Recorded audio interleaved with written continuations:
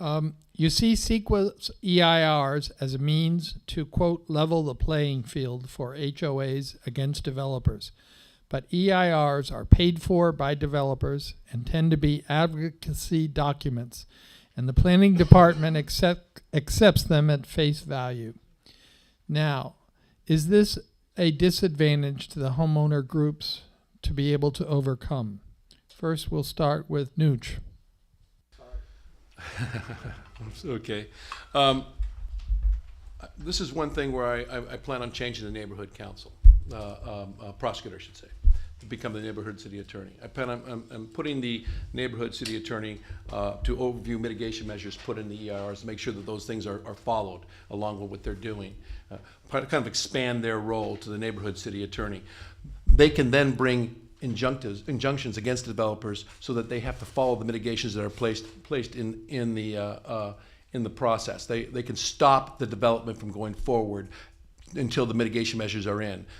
Again, CEQA is a very important portion of this city, especially now, given the projects that are going on this side of the city. It's amazing to me that we are not evaluating these in terms of the quality of life issues that are going on. You have new developments being imposed just right down the street here. I guess it's Pico and Sepulveda.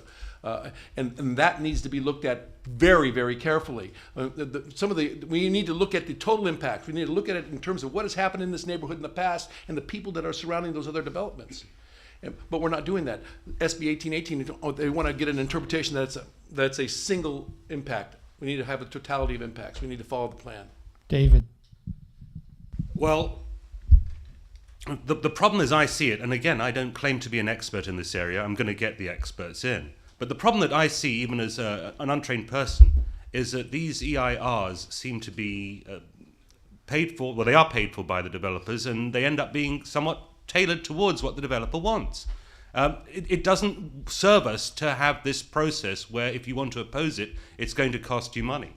There has to be a way that we can make the people who prepare the EIR accountable to all interests, not just answerable to the developers. And I would certainly like to look into that as a possible way of making the process more accountable, because at the moment it's all about money and who's got the money, and that's the developers, and they're using it not in our interests. Look, let's face it, folks, we are the second biggest city in the United States, and we are growing, and there are going to be needs for changes in our skyline and in our environment.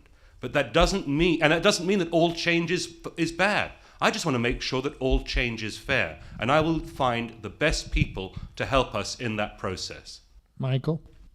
I think that what we need to do is make sure, again, that the city attorneys that are there in those hearings provide some level of critical thinking to the process. I mean, let's be honest, whoever pays for the EIR is going to get their say. I mean, the draftsmen of those EIRs, or draftswomen, depending on the people, they're going to answer to whoever pays their bills. And so it's no surprise that those EIRs are essentially propaganda from developer interests.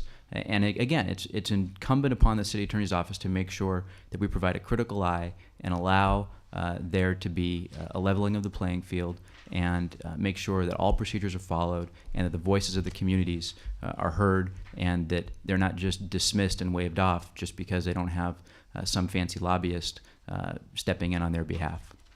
No. Again, we're talking.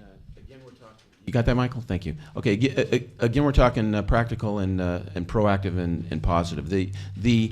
The loophole, if you will, in these EIRs is cumulative development, ladies and gentlemen. I defy you to find any EIR that has a detailed, thoughtful, thorough discussion of the cumulative impact of the development at issue with regard to the overriding community. Now, the city attorney doesn't do anything with regard to that. I, as city attorney, again, we're talking about pragmatics, informing the people, giving you the written opinions on the factors that go into that. Why? Because when you get that information, and when neighborhood councils get that information, and frankly, I would like to bring the city together to have neighborhood councils and homeowner associations have a better bond between them, because this affects everybody. And if the neighborhood councils took part of their budget and had a planner on staff in the planning department, that would empower the neighborhood councils. It would empower the communities involved. And then you're armed with the information on how to make credible, competent arguments as to why the development in question in the EIR, I don't care who writes it, is basically adverse to the interests of the public, because it will have an adverse effect on the environment in terms of community development. And armed with that knowledge, then you're in a position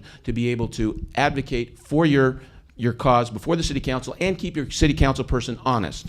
Thank you. At the moment, my experience is that EIRs are merely a delaying technique. That's all they are.